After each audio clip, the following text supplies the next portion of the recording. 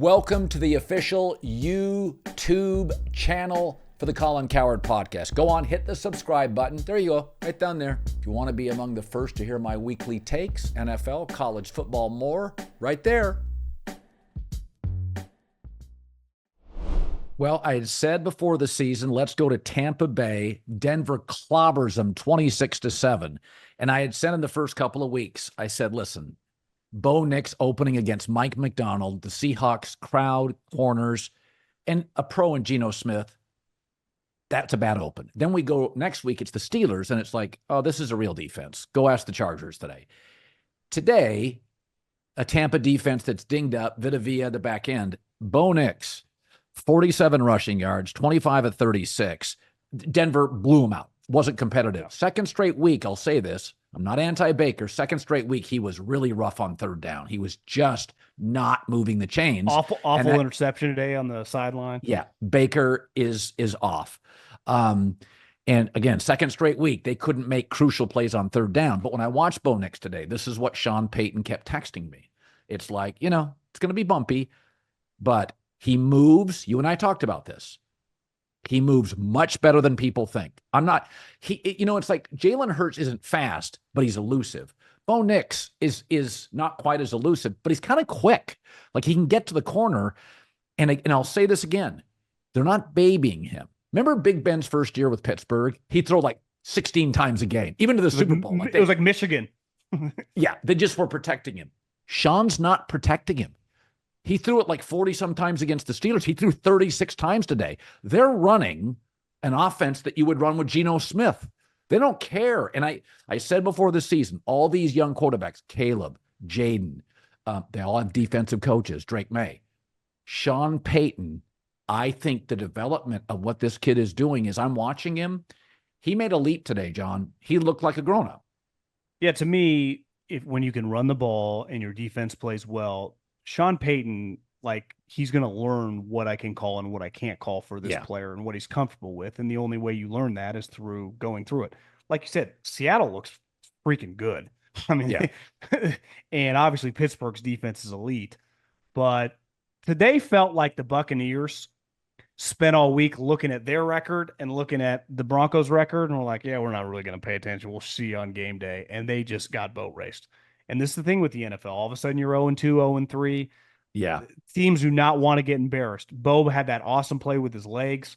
You don't turn the ball over. That helps because he's been throwing the ball to the other team. I mean, he's had some passes that also did not get picked that should have been. He just looked like in complete control. And you have to wonder, mature guy, a little older, maybe his speed-up process, maybe we don't have to wait till December. Maybe within 3 or 4 weeks, he's going to look more comfortable. Now, their talent around them when they play the better teams, I think they play the Chiefs next week, it's going to get overwhelmed at times.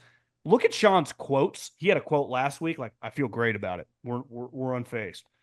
That, to me, speaks to when you get these veteran head coaches, what's Eberflus going to be able to say? I can lean on my 7 playoff appearances. He can't say any of that. And that's where Sean, everyone, we're going to be okay. Even though, what do you think best case is for them this year? 7-8 wins? Well, that's best case. Listen, I thought they would. People said they were 5.5. I thought they would get 8. They don't have a consistent pass rush. Bo is still young. They're in a tough division. The Chargers and the Chiefs are really good. So, their schedule's pretty damn formidable. I think if you get to 7, Broncos play the Jets next week. Yeah, if you get to 7, because I thought they were one of the better over teams. I've always said, I think their receivers, I think they have more talent on the perimeter. Surtain's not having a great year, but I think they have more talent on the perimeter. I thought they had a running back make a hell of a run today around the corner. He did I forget the name of the player. Sorry about that. I just think Denver's got a little more juice offensively than people give him credit for. But I just and Bo had some bad throws. He missed on a couple. But I like what I see. First of all, he's older. He's married. 61 starts. The offensive coach. Pretty damn good receivers and backs. I think he's got an advantage that the market isn't recognizing between the college starts, the maturity. But he had 5 coordinators in 5 years in college. This kid's seen everything. Now he may be really close to his ceiling, John. This may be, he may be 70% of the ceiling, but I see an athletic guy who's accurate, coachable, gets rid of the ball quickly.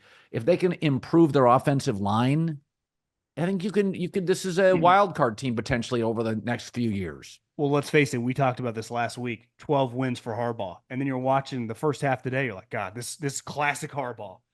Then all of a sudden that foot, that ankle, whatever's going on with Justin Herbert and the way it kind of like, did he re-injure that plantar fascia?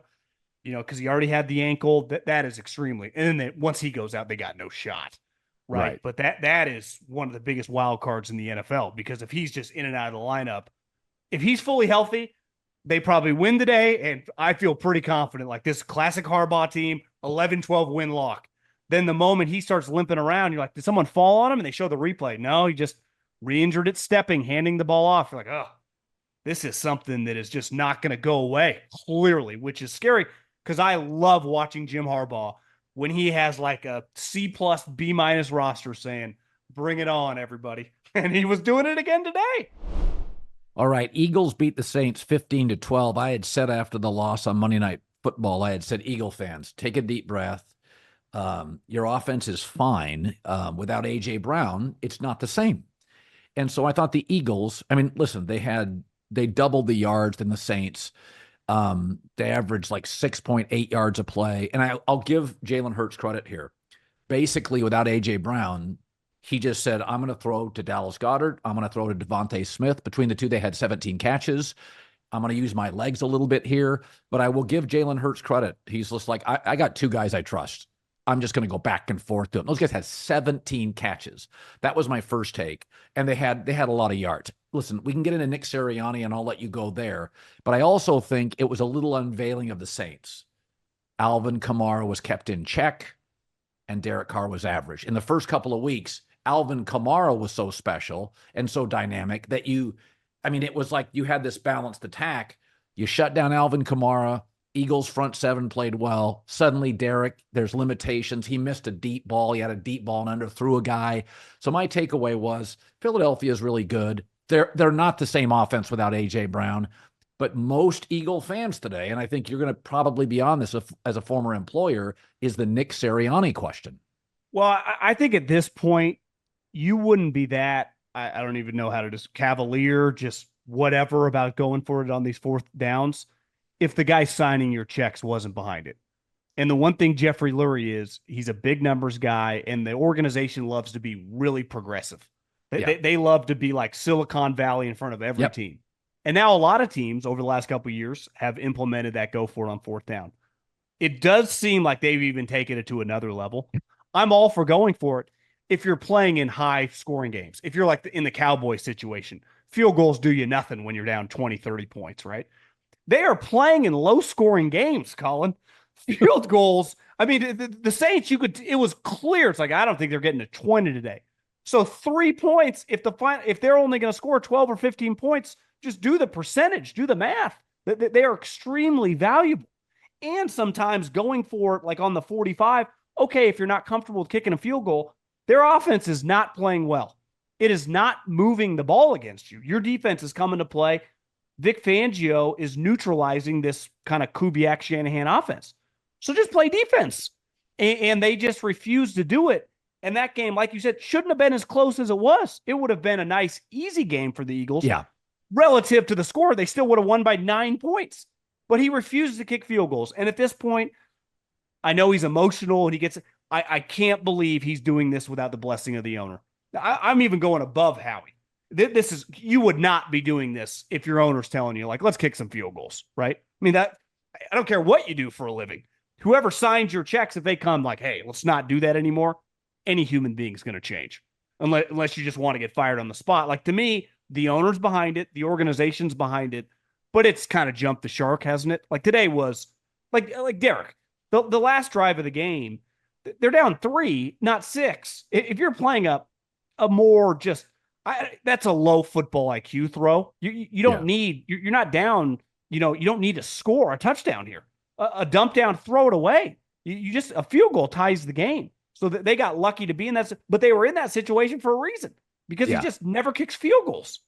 So I'm a Hurts fan. He was 29 of 38, 8 rushes. I am a fan. But we have to acknowledge this, John. This is something I've talked about, and it's in your wheelhouse.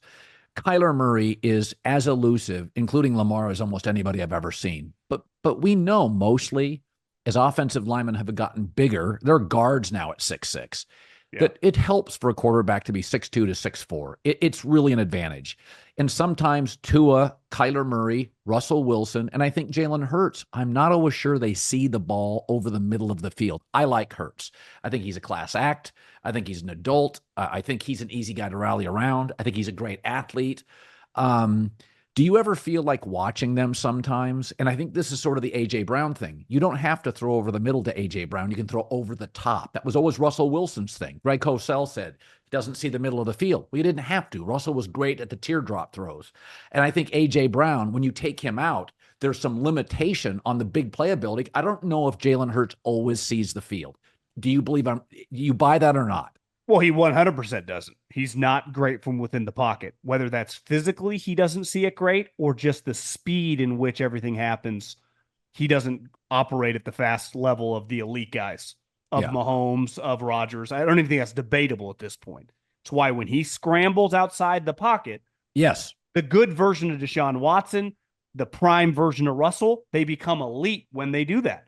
They can see everything and they're comfortable throwing the ball far. But he's not a great layered throw. Of all the little guys you listed, by a mile, Kyler spins it the best, right? Kyler just spins the ball out of his hands like he's Stafford or Rodgers. I'm telling you, even watch him today, I know they kind of got work. He's a remarkable talent. I don't think Jalen is like a remarkable talent from a throwing perspective. I don't either. He's a remarkable athlete, powerful. His running, he turns into a running back, right? With his power, his elusiveness. He's a great outside the pocket thrower. Inside the pocket, I would say he's pretty average for NFL starting. He ranks higher on the list as an overall player, but that individual skill, close to middle of the pack. Like, to me, Tua is a much better rhythm and timing player because he doesn't have what Jalen has to run around. Right. You watch Lamar today, he just has so much more to bring to the table. Those guys can always go, okay, I don't see it. Fuck it, I'm just going to take off, kind of. Well, I think Jalen doesn't throw it like Kyler and doesn't run like Kyler and doesn't throw it like Tua. He's a bit of a tweener.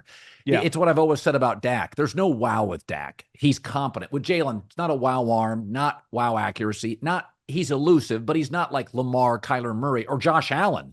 So I think with Jalen, he does feel like the best of the B-plus quarterbacks in the league.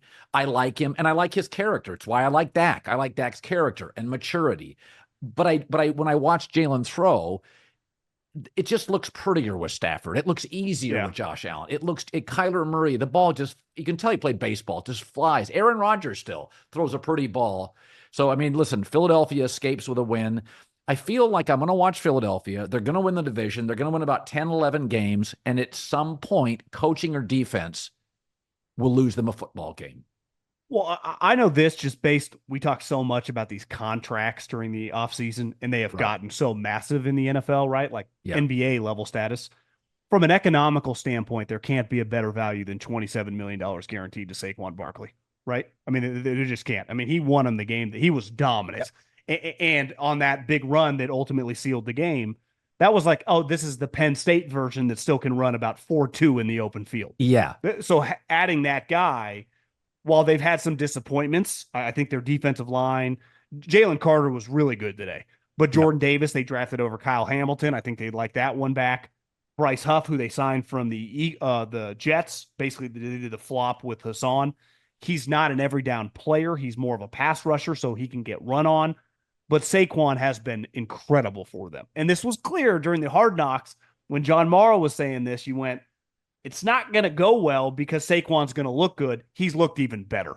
The drop, a little freakish. I know his hands aren't exactly Marshall Faulk, but today, just how good he looks and how confident he's running and his speed. He's a game breaker and relative. They're paying Brandon Ayuk. They gave him over $75 million guaranteed. Saquon got a third of that. So when you just look at impact and look at the running backs right now in the NFL, I know it went like everyone's like, Mel Kiper's comment last. It's harder to throw right now. Defenses are making it more difficult. The offensive line plays down. Well, what's up? All these running backs. Well, who's really shining? All the top running backs. And Saquon's near the top of the list because he was, and that's a tough place to play. That place was rocking. He was elite today. Now for a segment called Making It Look Easy, brought to you by Morgan & Morgan, America's largest injury law firm. Today, Saquon Barkley made it look easy, 147 rushing yards, a couple of TDs, both in the fourth quarter, including the game winner. Just like Saquon made it look easy, so does Morgan & Morgan. Easy to submit a claim. They have over 100 offices nationwide. More than 800 lawyers with over $15 billion recovered for over 300,000 clients. Morgan & Morgan has proven a track record of fighting to get you full and fair compensation. They've been fighting for the people for over 35 years. If you're ever injured, go to forthepeople.com/Colin or dial pound 529 to check out America's largest injury law firm. Winning in the NFL is hard. Hiring Morgan & Morgan is easy.